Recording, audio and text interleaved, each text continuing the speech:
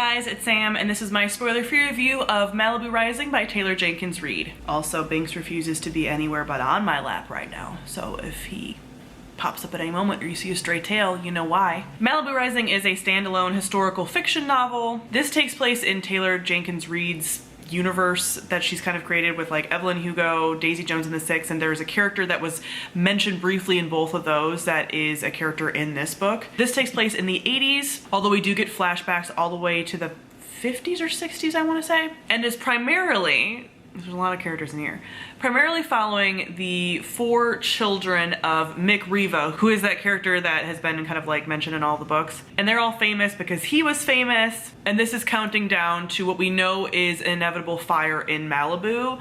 But this is the night of this giant party that these Riva kids have every year. They're all in their like early to mid 20s. But not only do we have this party, but we also have flashbacks to the kids' childhood, Mick meeting their mom and their relationship and all of that. So I went into this expecting like just this party. I just want everyone to know that like it's not just the party, it's also a lot of other things from before the party and kind of like this almost generational story almost. So first let me get into the world building. As far as the like historical setting, I do think Taylor Jenkins Reid does that like fairly well. It's not pushed down your throat, but you do get the sense of like Malibu and the 60s to 80s. I have no context for that. I haven't been to Malibu. I'm not into surfer culture, but you get the vibes, a little bit of that. I would say this is not still as strong as the like Hollywood vibes in Evelyn Hugo or like the like music scene vibes of Daisy Jones, but there are reasons for that, which I'll get to in a little bit. Next, I'm gonna talk about our characters. This is largely a character-driven story. However,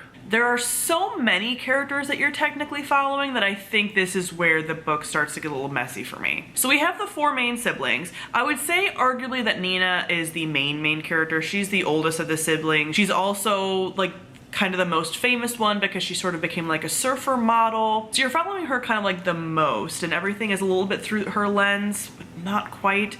And then we have the other kids, and I can't even go into all of their different stories or anything, or any of their stories, because there's just not, then we get in spoiler territory, whatever. But we don't spend really enough time with any of them. But anyway, in addition to them, we get their parents, and then we get a bunch of the characters in the party, which are mentioned, and I could not tell you any of them and how they're all like interacting and any of it.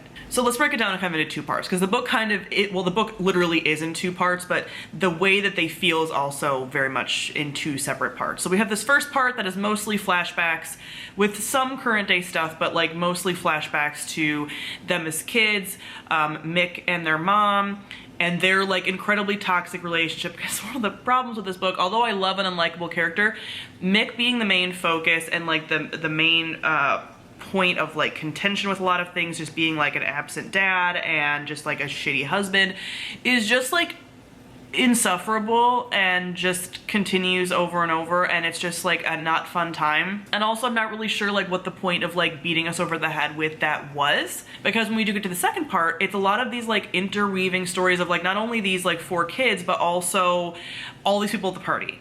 And honestly, I feel like this book would have been better for me if one or the other was chosen. Either we make this like mostly this like generational story of like this tragic family and like all the ways that this man messed up and blah blah blah, or we do kind of what I thought the book was going to be based on the synopsis, which is this party thing, and have the party span and like all the people at the party and all these interactions at the party and whatever be the actual like meat of the book, and we get a lot more time with all those people so we actually like know who they are and care. Because let's just get to like the actual like plot stuff and just like the pacing. Because of the way that this was broken up into 2 different things, one, I was like very bored through parts of it. It was just kind of like, okay, let's just get to the point. What is the point? Whatever. And it makes the end and the resolution way too easy and kind of clean, honestly. And then we add this part at the end where like she's kind of wrapping up what happened to all these people at the party, and I'm like, who are these people? I don't know. I don't know.